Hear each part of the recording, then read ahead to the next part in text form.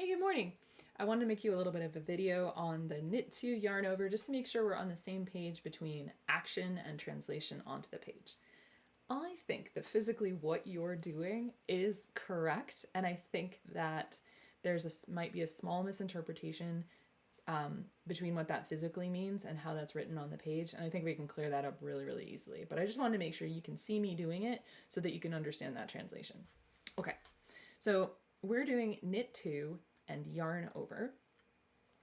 And often we slide straight from a yarn over into another knit stitch. And I think sometimes people feel that that knit is also part of the yarn over, but it isn't. So I'll make sure to really separate those for you in case that's the sticking point.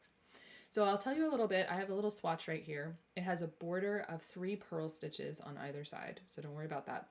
But what my swatch has is it has 12 knit stitches, and so I'm going to knit to yarn over in between.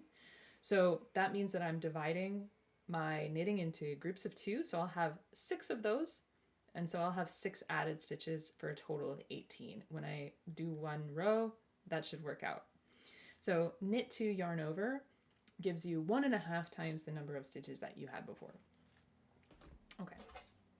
Now, several versions of this video, I started knitting with the tail instead of knitting with the actual yarn. So, all right. So, I'm going to knit 1, knit 2, and now it's time for my yarn over. So here's my yarn over. The act of wrapping the yarn around the needle, that is the yarn over. That is the new stitch that you've created, nothing else. Usually what happens is people already start making the action to knit into the next stitch while they're doing the yarn over, so they think that's part of it, but it's not. So here's the yarn over's been created. And when you look back at this row after it's done being knit, you'll know that the yarn over is there because the other stitches sit straight on the needle and the yarn over like sits to the side. It like sits diagonally. So this is my yarn over, it's done. Now I'm going to knit 1, knit 2, and then yarn over again. I'm going to knit 1, knit 2, and then yarn over again. I'm going to knit 1, knit 2, and then yarn over again. Knit 1, knit 2, yarn over, knit 1, knit 2, yarn over. And now I've reached the end of my row. I've reached that purl border, so I'm just gonna, just get that going. Okay, so that's the end of my row. I had that border. So now I have 3 purl stitches on either side, so ignore those. So now I should have 18 stitches in the middle.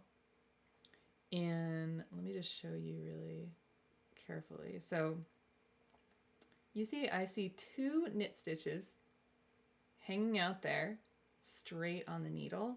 And then if I pull apart my knitting, you see that diag one?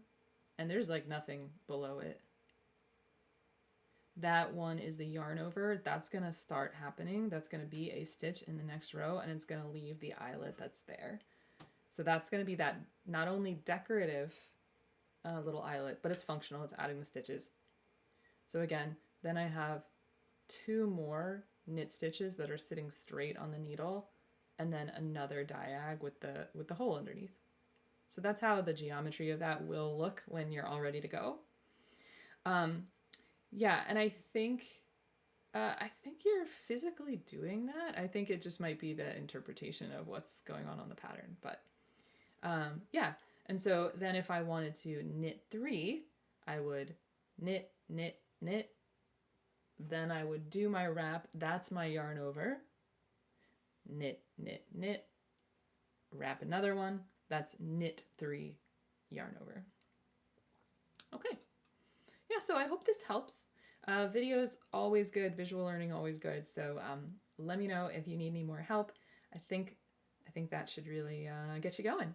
All right.